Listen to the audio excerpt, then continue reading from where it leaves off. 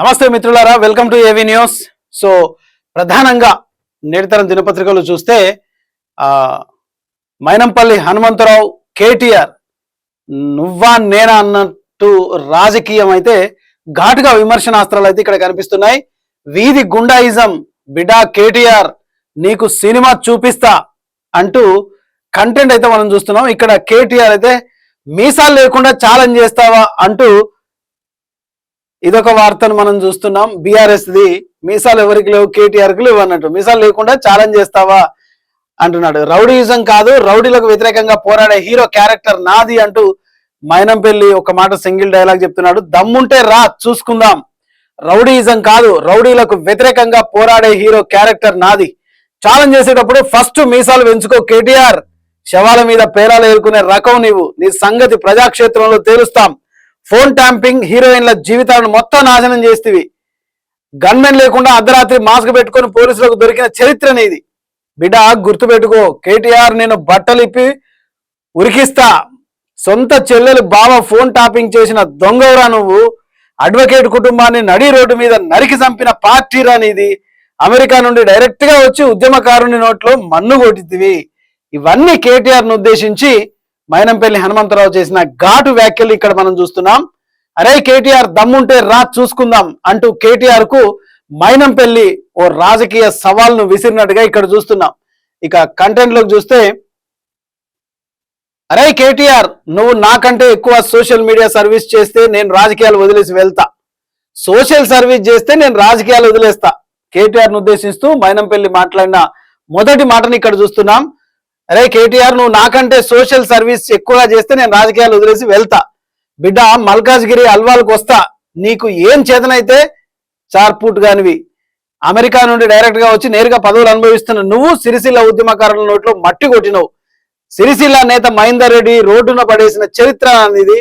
నీవు రౌడీయిజం గుండాయిజం చేస్తున్నావు అంటూ బిడ్డ కేటీఆర్ రౌడీయిజం చేయడం కాదు, రౌడీలను వ్యతిరేకంగా పోరాడే హీరో క్యారెక్టర్ నాది అని Mynampally Hanumantha Rao BRS working president Kalvakuntla Taraka రామారావుకు స్ట్రాంగ్ వార్నింగ్ ఇచ్చారు.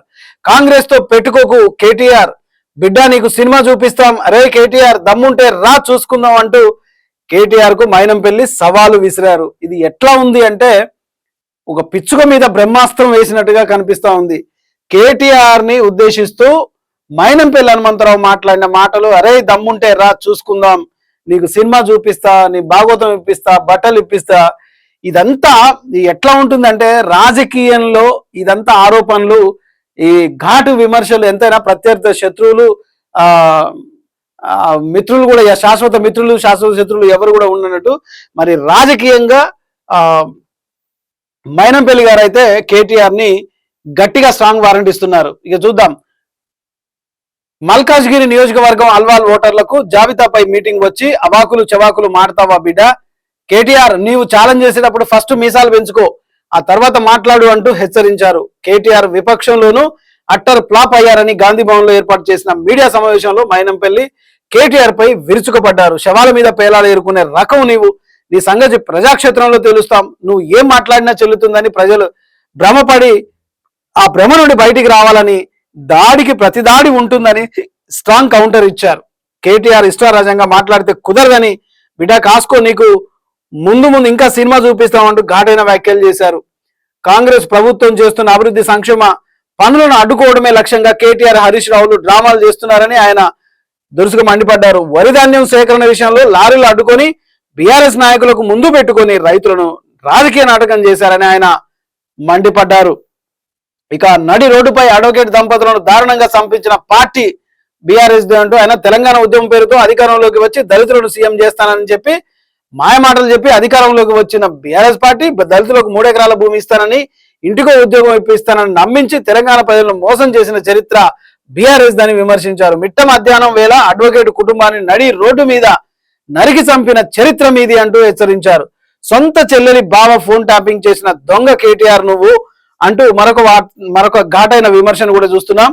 కేటీఆర్ దండుపాల్యం బ్యాచ్ అని మాట్లాడుతున్నావు. దండుపాల్యం బ్యాచ్ స్టోర్టుపురం దొంగలకైనా మినిమం ఎథిక్స్ ఉంటాయి, కానీ ఇలాగా సొంత చెల్లెలి బావ ఫోన్ ట్యాపింగ్ చేయడం కూడా ఇది పర్సనల్ విషయాలు వినలేదని ఆయన విమర్శించారు. ఇక కోట్ల రూపాయలు ఇచ్చి యూట్యూబ్ ఛానల్లో కాంగ్రెస్ పై విషయం చెబుతున్నావు.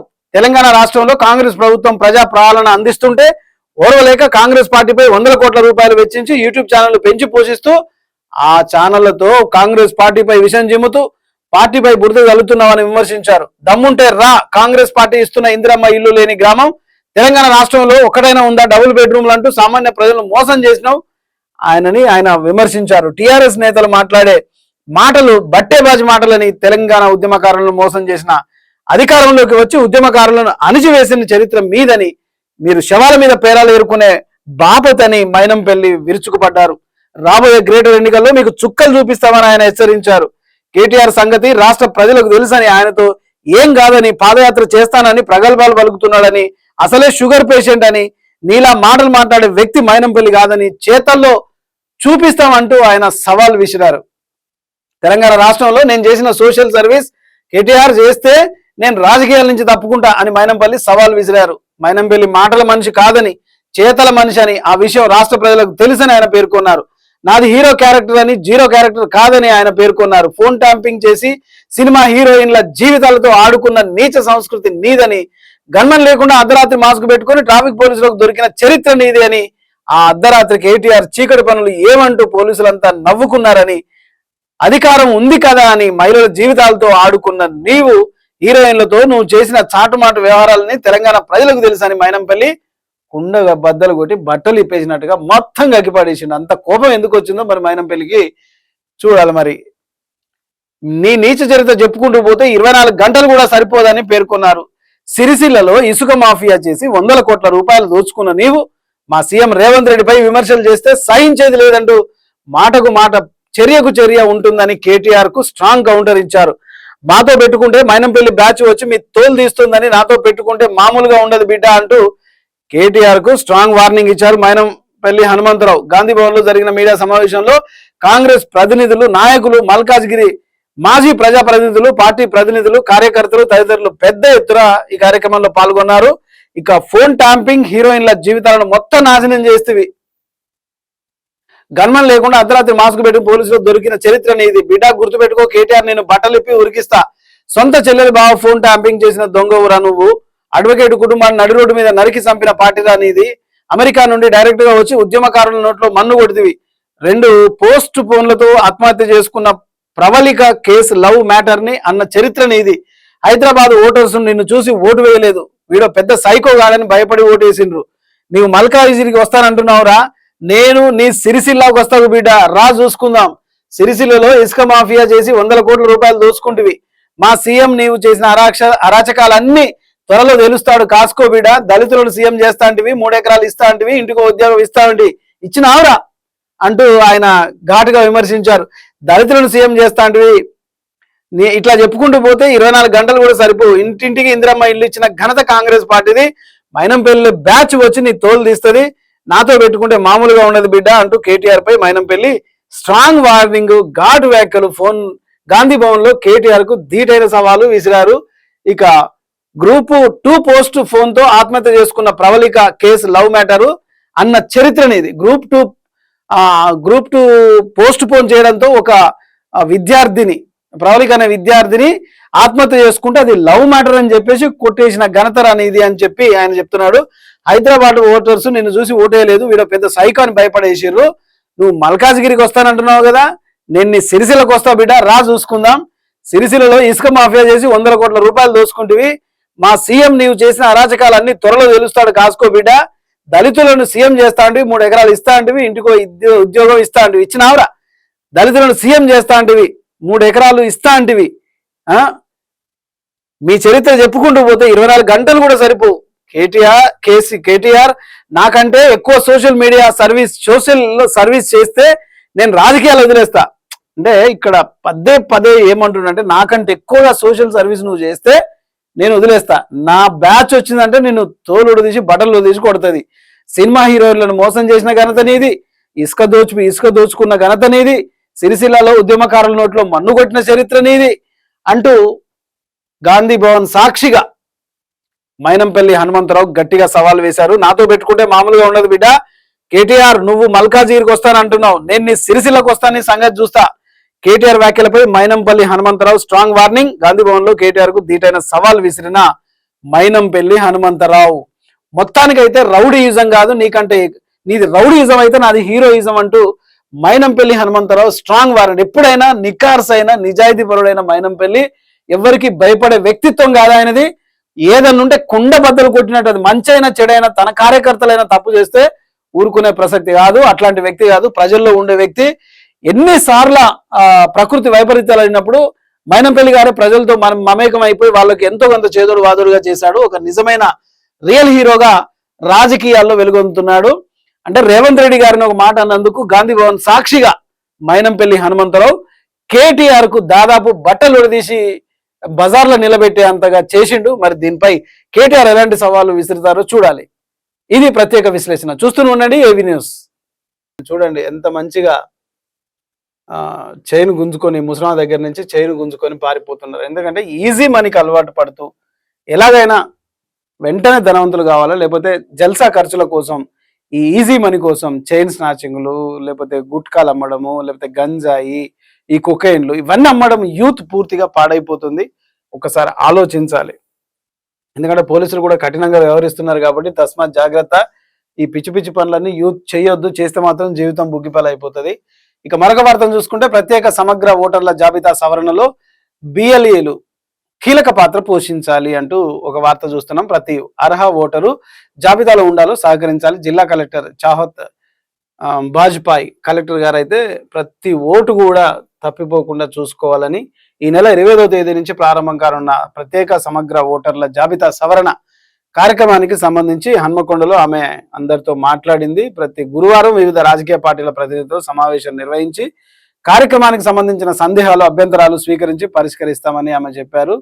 సో అట్లాంటి మార్గదర్శకాలు కూడా పంపించినట్టుగా మనం చూస్తున్నాం. మరొక వార్త చూసుకుంటే ఉమంగ్ 2026లో ఎస్ఎస్సి టాపర్లకు నగదు పురస్కారాలు ఇచ్చినట్టుగా మనం చూస్తున్నాం. వరంగల్ ఇది విద్యార్థుల్లో ఉన్నత లక్ష్యాల సాధనకు ప్రేరణగా కల్పించడమే Warangal Siasat hub foundation Umang educational welfare society సంయుక్త ఆధ్వర్యంలో నిర్వహించిన ఉమంగ్ 2026 కార్యక్రమం ఘనంగా జరిగింది. దీంట్లో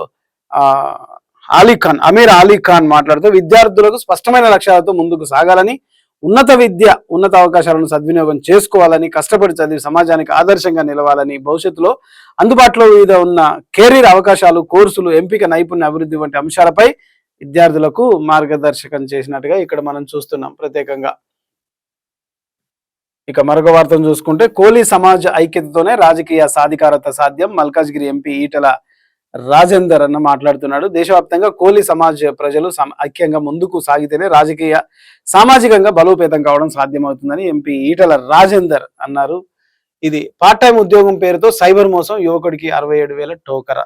ఇది ఇక సైబర్ మోసం వల్ల అయితే ఈ మధ్య మనం సోషల్ మీడియాలో చూస్తున్నాం. సైబర్ మోసం, మీ పాప లేకపోతే మీ బాబు ఇట్లా యాక్సిడెంట్ గురైంది, హాస్పిటల్లో ఉన్నారు, వెంటనే ఇప్పుడు 50,000 కట్టాలనగానే తల్లిదండ్రులు కవరేజ్ చెంది వెంటనే 50,000 కొట్టడం, అట్లా మోసపోవడం, ఇలా రకరకాలుగా మనం ఊహించని రీతిలో రకరకాలుగా కాల్స్ వస్తూ ఉంటాయి. కాబట్టి ఈ సైబర్ మోసాలకు జాగ్రత్తగా ఉండండి. వాటిని ఎవరైనా తెలియని వ్యక్తులు ఏదైనా సమాచారం చెప్పినప్పుడు అస్సలు నమ్మకండి.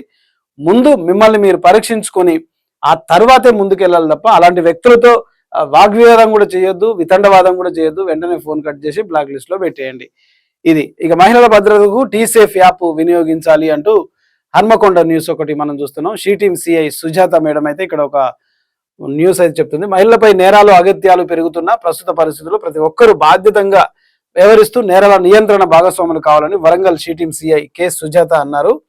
200 మంది విద్యార్థులతో నిర్వహించిన సమావేశంలో సైబర్ నేరాలు, మహిళలపై జరుగుతున్న అత్యాచారాలు, వేధింపులు, అఘాయిత్యాలపై అవగాహన ఉండాలని ఆమె ఖచ్చితంగా కోరారు. టీసేఫ్ యాప్ను వినియోగించాలని, దాని ద్వారా అత్యవసర సమయంలో తక్షణ సాయం పొందవచ్చని, ఉద్యోగినులు కార్యాలయాల్లో ప్రవర్తించే వ్యక్తులు ఆకతాయిల పట్ల జాగ్రత్తగా ఉండాలని తెలిపారు. ఇక CP WhatsApp number 8712685257, she team CI WhatsApp number 8712685142. ఇక్కడ చూడండి, మళ్ళీ ఒకసారి క్లారిటీగా చూడండి. ఈ నెంబర్లు అయితే గుర్తు చేసుకోండి. 8712685257, 8712685142, 1428712685270 వీటికి ఫిర్యాదు చేయాలని అయితే చెప్తున్నారు. ఇవి ప్రధానంగా మన దినపత్రికలో ఉన్న వార్తా విశేషాలు. సో మరొక అంశంతో మళ్ళీ కలుద్దాం. ఎందుకంటే ప్రధానంగా మనం చూస్తున్నాం రాయదుర్గం రాజకీయ దుర్గం.